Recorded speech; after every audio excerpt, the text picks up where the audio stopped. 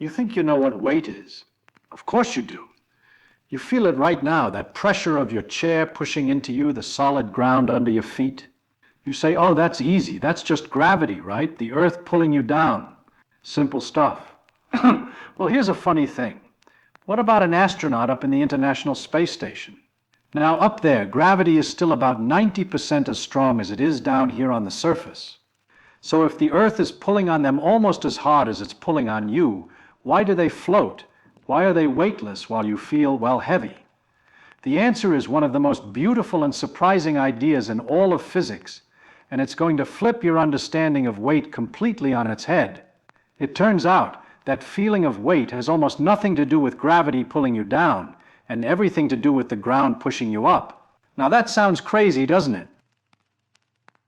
It all starts with a simple observation. Things fall. An apple. Your keys, they don't float off into space, they fall down. For thousands of years, people were pretty content with that. Aristotle said things were just trying to get to their natural place. Earthy stuff wants to be on the earth. It sounds fine, but it doesn't really explain a darn thing, does it? It's just giving it a name. And that's the first important thing to understand. See, in physics, you get into a lot of trouble if you get stuck on the ultimate why. Why is there mass? Why is there gravity? We don't really have the answers to those questions. What we can do, and what we've gotten really good at, is describing how it all works. And the story of how gravity works is a fantastic one. The story really gets going with a guy named Isaac Newton. Maybe he saw an apple fall, maybe he didn't. It's a great story either way. The important part is that he looked at the falling apple, then looked up at the moon, and asked a question nobody had ever really taken seriously before. If the apple falls, why doesn't the moon? And then he had a brilliant realization. The moon is falling. Now hold on. How can the moon be falling? It's right up there, plain as day. This is where Newton's genius really shines. He came up with a thought experiment, one you can run entirely in your head. Imagine you're on a mountain so tall that there's no air resistance. You have a cannon. You fire a cannonball, and it travels a little way before thwump it hits the ground. Easy enough. Now you add more gunpowder. You fire it way faster. This time it sails for miles before it finally curves down and hits the earth. So what if you could fire it insanely fast? So fast that as the cannonball falls, the round earth curves away underneath it at the exact same rate. The cannonball is still falling, but it's moving sideways so quickly that it never actually gets any closer to the ground. It just keeps falling and missing. What have you just done? You've put it in orbit. It's a satellite. It will circle the entire Earth and come right back to where it started. And that's exactly what the moon is doing. It's constantly falling toward the Earth, but it has just enough sideways velocity that it continuously misses. It is in a perpetual state of free fall. The same force that pulls the apple from the tree is the one holding the moon in the sky. It was a magnificent unifying idea. Gravity is universal. So, if astronauts in orbit are just falling, what does that have to do with them feeling weightless? Let's try another thought experiment. You're in an elevator, standing on a bathroom scale. When the elevator is standing still, the scale reads your normal weight, let's say 150 pounds. Now the elevator starts accelerating upwards. What does the scale do? The number jumps up, maybe to 170. You feel heavier because the floor is pushing up on you harder to get you moving. Okay, now the elevator starts accelerating downwards. What happens? The number on the scale drops, maybe to 130. You feel lighter because the floor isn't pushing up on you as much. And now for the fun part. Imagine someone cuts the cable. The elevator, you, the scale, everything. It all starts falling together, accelerating downwards at the exact same rate. What does the scale under your feet read now? 0. It reads nothing. You're falling, and the scale is falling right there with you, so there's no force between you and it. You'd float inside the elevator car. You would feel completely, utterly weightless. It's the same feeling you get for a split second when a roller coaster goes over a big hill. That is the secret. The feeling we call weight isn't the pull of gravity itself. Gravity is still pulling on you in that falling elevator. The feeling of weight is the force of the floor pushing up on you, resisting gravity. It's the resistance that stops you from falling. Take that resistance away and you get weightlessness. That's precisely what's happening on the International Space Station. The station and everyone inside it are all falling together in a giant orbit around the Earth, just like Newton's cannonball. Since everything is falling at the same rate, nothing is pushing up on the astronauts. They're in a constant state of free fall, and therefore they feel no weight. Newton's picture of gravity is brilliant. It works almost perfectly. We use it to send probes to Jupiter and to predict the tides. But there were a few tiny cracks in the theory, a nagging little wobble in Mercury's orbit that Newton's laws just couldn't explain. And a deeper question, how does the sun know how to pull on the Earth from 93 million miles away? How does that force travel instantly across empty space? Newton's famous answer was, "I feign no hypotheses," which is a very polite way of saying, "I have no earthly idea, it just does." It took another towering figure, Albert Einstein, to come up with an even stranger and more beautiful explanation. Einstein had what he later called his happiest thought. He was sitting in his chair at the patent office when he imagined a man falling from a roof. He realized that while this man was falling, he wouldn't feel his own weight.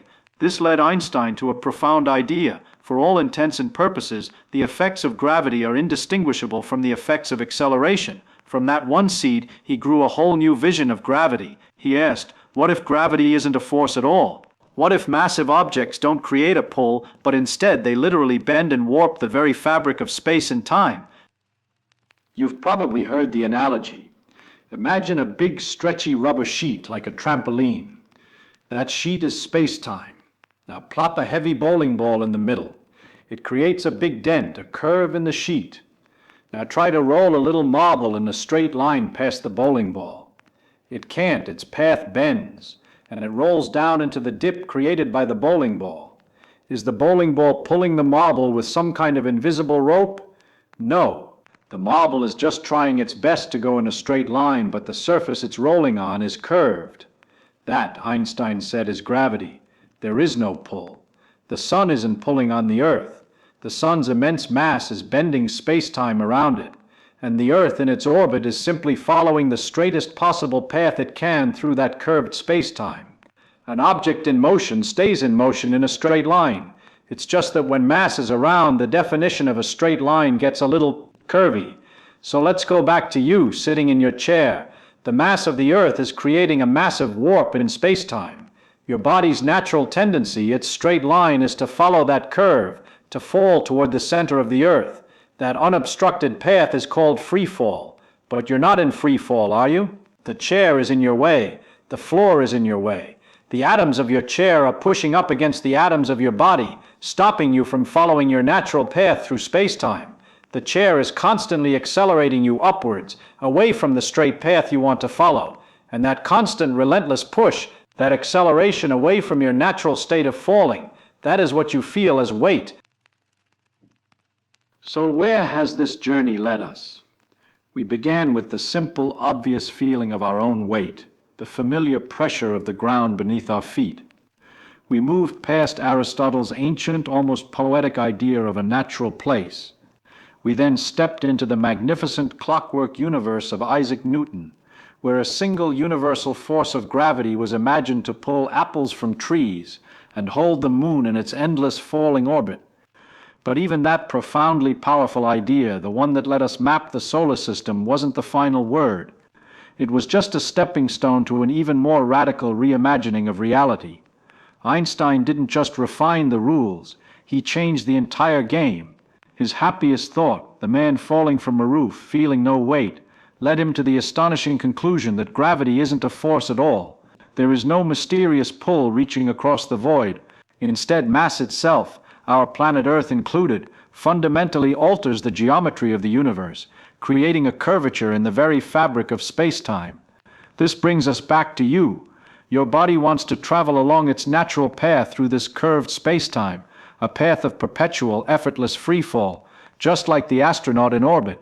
But you are being stopped. The chair you're sitting on, the floor beneath your feet, they are barriers. The atoms of the ground are waging a constant war against the atoms of your shoes, denying you your cosmic birthright to fall freely. That feeling you call weight is the relentless, exhausting evidence of that opposition. It's the sensation of the entire Earth pushing you, accelerating you up and away from the beautiful natural line you were meant to follow. Think about it. The strain in your legs after standing all day isn't gravity wearing you down. It's the physical force of the planet actively pushing against your skeleton. The relief of lying down is just the distribution of that upward push across a wider area. The only true weightlessness you can feel is in that fleeting moment of falling, jumping from a diving board or cresting a roller coaster hill. For that split second you are in harmony with the universe's geometry. And this profound story is still being written. Einstein's bizarre idea of a spacetime fabric predicted that catastrophic events like colliding black holes would send ripples through it. A century later, we detected those gravitational waves, proving him right in the most dramatic way imaginable. Yet the story doesn't end there. We still don't know how to reconcile this grand cosmic picture of gravity with the strange rules of the quantum world.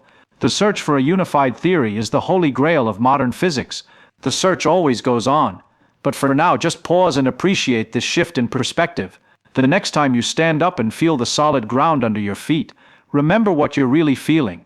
You're not feeling gravity pulling you down. You are feeling the full force of the planet Earth pushing you up, accelerating you, and stopping you from taking the beautiful, weightless journey of free fall through the curved fabric of the cosmos. The mundane sensation of your own heaviness is a direct personal interaction with the fundamental structure of reality. It's a story big enough for the entire universe, but you can feel it right now just by standing up. Isn't that wonderful?